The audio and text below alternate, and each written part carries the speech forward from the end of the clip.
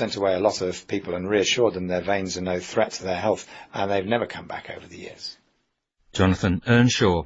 Clinical commissioning groups, CCGs, are in a difficult position, squeezed between the expectations of their public and the demands of their doctors and other healthcare professionals. Buckinghamshire GP Graham Jackson is chair of his local CCG and co-chair of NHS Clinical Commissioners. Clinical commissioning groups are allocated a certain amount of resource from central government to spend on healthcare in their locality or their area. And what we have to do is decide how to spend that resource most effectively. Cancer services, emergency services, surgical interventions. And so we have to make decisions based on the population, and remembering the populations differ from different parts of the country. And then how we spend that money is based on our local need. And put simply, if you spend more money on people having minor varicose veins treated, for instance, that leaves you less money to help people who might have severe arthritis and require a hip replacement. Well, it's certainly true. There's only a finite, fixed amount of fund. One of the criticisms aimed at the current setup is that there's something of what's become known as a postcode lottery, that if the criteria for all of these procedures, for getting your hand surgery done, your varicose veins done, or your hip done, was the same in every area of the country, and people understand there are limited resources, then perhaps everyone would buy into it much more. Why is there this variability? I think the variability comes back to the fact that we are locally focused, and so the priorities for spending healthcare in a particular area need to be matched to the priorities of that population.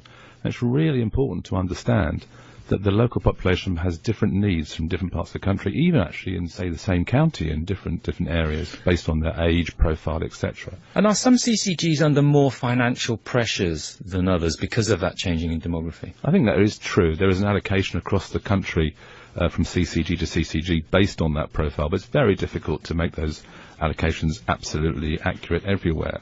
One of the concerns, I suppose, is that we are delaying the inevitable, so that by reducing perhaps the number of hernias that we operate on, we end up maybe with more people coming in with strangulations that are expensive and obviously have implications for the patient. I mean, presume we're monitoring the situation ongoing to check that these interventions are cost effective in the long term.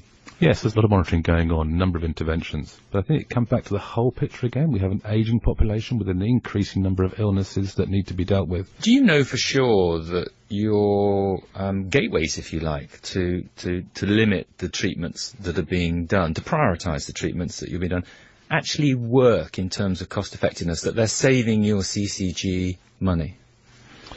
I think there is monitoring within the system, and clearly there's a cost for those gateways, and I have to be honest, there is a cost to run those gateways, and it's important those costs are monitored against the cost of the procedures. Because it might be that a particular gateway that's put in, with all the best intentions, might end up not working. It might not be cost effective to do that, but to make that decision, you need to be monitoring these very closely, and that is going on, is it, across the country? It is going on, and then there is clearly everything we do has a cost attached to it, and it's the basic premise is that we have limited resource and we must not squander that resource. Yes, I mean, we mustn't squander it on unnecessary treatments, but we mustn't squander it on unnecessary admin. But we're looking at the treatments from an evidence base. I mean, I'm just asking, are we applying those same stringent rules to the gateway interventions, to the admin behind this? The gateway interventions are monitored monetarily, but also from a quality perspective, to make sure they do provide the quality assessment that we need.